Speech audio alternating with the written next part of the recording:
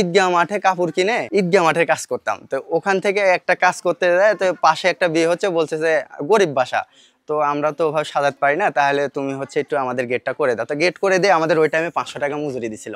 ওখান থেকে আমাদের একটা হয়ে যায়, পাশে যে আমার বাজারে যে বললাম দোকান আছে, ওই চাচার দোকানে আবার চাচা আবার একদিন ডাকলো যে আমার দোকানে একটু কাজ করে দাও। ওখান থেকে আস্তে আস্তে এটা হচ্ছে হয়ে গেছে আমার। যখন 6-এ উঠি তখন হচ্ছে ভাটাতে কাজ করছি 30 টাকা পার ডেলি, ইটের ভাটাতে। ওখান থেকে তারপরে আমি হচ্ছে আপনার গাড়িতে টাকে হেল্পারি দিছি, পাওয়ার টলিতে হেল্পারি দিছি। তারপরে আপনার হচ্ছে ডিমের ব্যবসা করছি, ডিমের হচ্ছে কিনে সিদ্ধ করে বিক্রি। আমার কাছে কোনো ব্যবসা ছোট মনে হয়নি, যে উপরে উঠতে হলে কিছু একটা করতে হবে।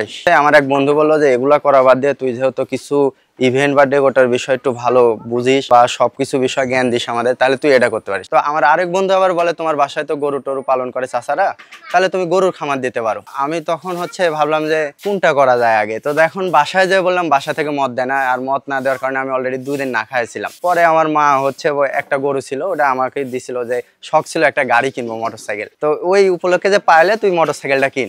তখন হচ্ছে 65,000 টাকাতে বিক্রি করি গরুটা। ও গরু বিক্রির আগে যখন বাসা থেকে মদ দিচ্ছে না, তখন আমার এক চাচাতো ভাই আছে, ওনার সাথে শেয়ার করার পর উনি বললো আচ্ছা ঠিক আছে, তুই আমার কাছ থেকে কিছু টাকা নিয়ে একটা সেকেন্ড হ্যান্ড দোকান পাইছিলাম, ওই দোকানটা কিনছিলাম 55,000 টাকা দিয়ে। ভাই 50,000 টাকা দেয়, আর 5,000 টাকা বাকি রেখে বাসায় মাল নিয়ে আসি। তো বাসায় তখন আর হচ্ছে মদ দেয় না, মালও ঢোকার দেয় না, বাবা খুবই ডাক। তারপর হচ্ছে ওই যে দোকান থেকে মাল কিনছিলাম আমাদের পাশে, তো ওনার 2টা প্রোগ্রাম ছিল, উনি 2টা প্রোগ্রাম দেয়। প্রোগ্রামের কাজে যেয়ে যখন কাজ আমি করলাম, দেখলাম যে অনেকটাই লস হয়ে গেছে। তো সেই ক্ষেত্রে যে আমার সেদিন ভাই মানে সবচেয়ে এখনো মনে পড়ে, আমার প্রেশার লো হয়ে গেছিল, স্যালাইন টেলাইন খায় সেই রাতে আমার মানে ঘুমই ধরে না। প্রথম কাজেই আমার হচ্ছে লস হয়ে গেছিল। তারপরে ওখান থেকে আমি চিন্তা করি যে কোথায় দোকানটা দেওয়া যায়, দোকান দেওয়ার পরিকল্পনাতে পড়ে গেলাম। আমরা পাশে এক বাজারে, আমার এখান থেকে 7 কিলো হয়, ওইখানে কোনো দোকান নাই। তো আমি ওই স্পেসটা বাঁচলাম। তখন আমার হচ্ছে চাচা এবং আমার এক বন্ধু ছিল, তো সে বলতেছে ওখানে যাওয়া আসা একটা ঝামেলা, আমাদের বাজারে দিতে। তো তখন আমাদের বাজারে আমাদের আশপাশের ভিতর সর্বোচ্চ বড় ডেকোটা ছিল, তার অনেক টাকার মাল, খুবই নাম ছিল ওনার দোকানে। সাহস করে তখন আমাকে চাচা 5,000 টাকা সিকিউরিটি দিয়ে একটা বাজারে দোকান নিয়ে দেয়। একটা দোকান আছে, আবার আমি এসে যখন দোকান দিব, আর আমার খুবই অল্প টাকার মাল, কোথায় হলো 50-55 টাকার মাল, আর কোথায় ওনার লাখ লাখ টাকার মাল। এই ভয়ে আমি হচ্ছে মানে এখানে আসতে যাচ্ছিলাম না। তো চাচা আর আমার ওই বন্ধু বললো না তুই এখানে দে, এখান থেকে যেখানে দোকান আছে ওখানেই খেতে আসবে। তো সেখান থেকে আমি হচ্ছে একটা দোকান দিয়ে মোটামুটি 1 মাসের মতো আমাকে বাজারের আশেপাশে দোকানদার আমাকে পাগলও বলছে যে এই মাল নিয়ে এসে কি ব্যবসা করবে। আর আমার বয়সটা অনেক ছোট।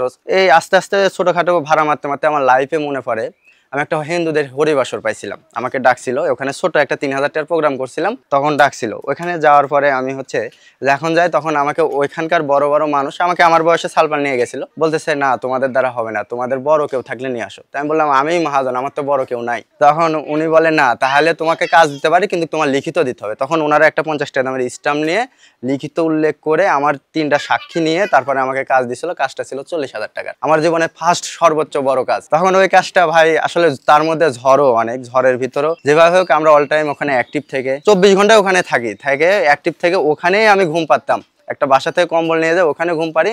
এবং আমার চাচাতো ভাই এবং আমার ওই সাথে শুরুর মিস্ত্রিরাই আছে, সবাই ওই আমার ব্যাচেরই। আরো যেহেতু আমরা সবাই অল্প বয়সে, বিশ্বাস করতে পারছো। তো ওই কাজটা করার পরে খুবই একটা ভালো একটা সাড়া পাইছিলাম আমি, যে কাজটা ভালো। হ্যাঁ, তখন আমি একটা ভালো সাড়া পাই। তখন থেকে শুরু করে এখন ভাই যেখানেই যাই, আমাদের মানটা এখন খুবই মানে মানুষই আমাদেরকে টানে নেয় যে না ভাই আপনাদের কাজ যেহেতু আলাদা, যদি একজন যদি এক বাসায় হচ্ছে 20,000 রেট দেয়, আমরা গেলে ওই কাজ ইজিলি 5,000-10,000 টাকা বেশি টাকা দিয়ে রেটে আমাদেরকে নেয়। আসলে গ্রামে সবচেয়ে বড় বাধা হচ্ছে গ্রামে সবাই ভালো কাজটা মানে দেখে না, শুধু দেখে অ্যামাউন্ট টাকা। যে আমি হয়তো এক জায়গায় হচ্ছে 20,000 টাকা রেট দিছি, আরেকজন যায় কাজ বা কাপড়, এই দুটারই একটা কোয়ালিটি থাকে, এই কোয়ালিটিটা তারা না দিয়ে শুধু সিম্পল ভাবে কাজ করে দিয়ে যাবে, যার কারণে একই বাসায় যে আমি 20,000 রেট দিচ্ছি, ওনারা 10,000 করে দিচ্ছে। এই জিনিসটা আমার ফেস করতে হয়। কিছু কিছু রাজনীতি ব্যক্তি আছে যারা খুবই ভালো ব্যবহার করে এবং টাকাও দিয়ে দেয়, আর কিছু কিছু রাজনীতি ব্যক্তি আছে যেমন হচ্ছে এখনো যদি আমি হিসাব করি 1 লাখের কাছাকাছি এই রাজনীতি ব্যক্তিদের কাছে টাকা পাবো। অনলাইনে যেগুলো আসে এগুলো হচ্ছে হাই কোয়ালিটির ভাড়াগুলো আসে। আমি হচ্ছে ভাই আমার জেলার বাইরে যায়, নাটোর জেলার বাইরে যায় অনেক কাজ করছি। এবার ঈদেও আমার নাটোর জেলার বাইরে হচ্ছে 3টা কাজ আছে। আমি আসলে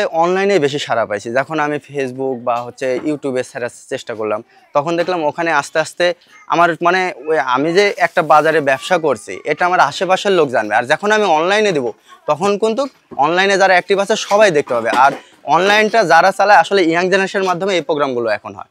আসলে এটা তো আমাদের একটা আর্ট, এই আর্টটা আসলে তুলে ধরার একটা মাধ্যম হলো অনলাইন। কারণ এখানে যে আমি এখানে একটা বাসায় হচ্ছে প্রোগ্রাম করছি, এই প্রোগ্রামটা কিন্তু আমার পুরো এলাকা দেখতে আসবে না, এটাই বাসার অ্যাক্টিভ রিলেটিভ যারা তারাই দেখবে, জাস্ট এতখানি। কিন্তু আমি এই প্রোগ্রামটা যখন অনলাইনে ছেড়ে দেবো তখন কিন্তু মোটামুটি সবাই সারা দিবে, দেখতে পাবে, ওখান থেকে আমাকে অর্ডার দিবে।